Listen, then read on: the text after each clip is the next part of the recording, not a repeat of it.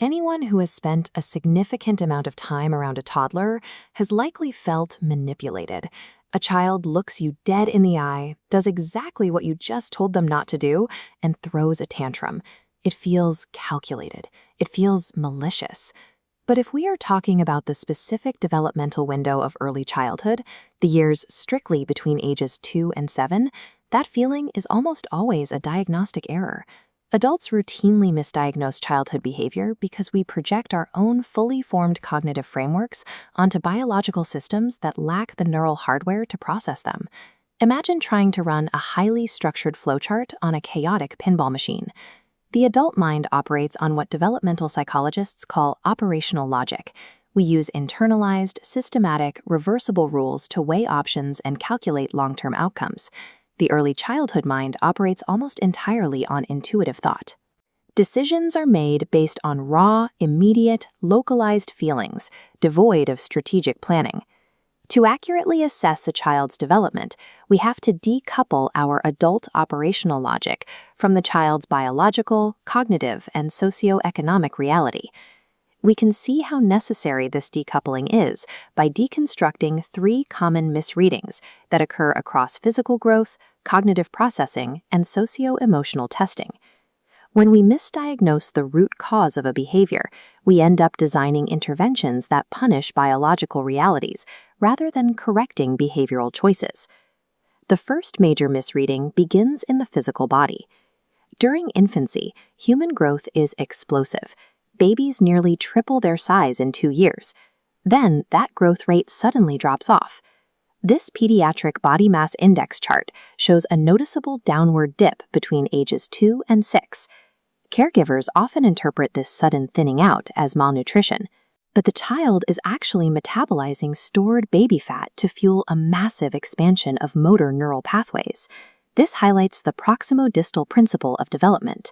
Growth pushes outward from the core of the body to the limbs, driving the refinement of fine motor control in the hands and fingers. This physiological shift provides the necessary dexterity for early educational milestones, like gripping a pencil or coloring within the lines. It also directly drives early language production. Speech articulation requires highly precise muscle coordination in the mouth and jaw, a complex fine motor skill dependent on this exact metabolic transition. When educators assess a young student for physical clumsiness or delayed speech, they have to view those behaviors through the lens of this specific metabolic motor window before assuming a permanent pathological deficit. The physical body sets the stage for the mind, entering what Jean Piaget classified as the pre-operational stage. During this phase, a child's mind explodes with symbolic language, assigning labels to objects at an astonishing rate. Yet it lacks operations, the mental capacity to follow systematic logical rules. Without operational logic, the mind relies on transductive reasoning. This is a cognitive error where a child links unrelated events as cause and effect simply because they happen near each other in time. If a child refuses to take their afternoon nap, and an hour later a severe thunderstorm begins, the child will logically conclude that their refusal caused the storm. This is where adult assessment frequently fails. When a child creates a disruption in a classroom or defies a rule, adults routinely attribute the action to calculated malice or deliberate manipulation. Pre-operational children are cognitively incapable of adult-level manipulation. Their actions are governed entirely by raw, immediate intuition. Piaget's 3 mountains task demonstrates this limit. Facing a diorama opposite a teddy bear, a child is asked what the bear sees, but consistently chooses their own viewpoint. This spatial blindness mirrors emotional egocentrism, assuming the whole world experiences exactly what they do. Punishing a young child for calculated selfishness means you are often punishing them for a biological egocentrism they do not yet possess the neural hardware to override. A child eventually breaks out of this egocentrism by developing theory of mind, the recognition that other people have independent thoughts and feelings. This brings us to socioemotional testing. This vocabulary chart shows curves diverging sharply based on socioeconomic status by age 3. Assessors misdiagnose this as a deficit in innate intelligence. In reality, language architecture develops universally. The gap solely reflects systemic resource stress, depleting caregivers' time for intensive linguistic interaction.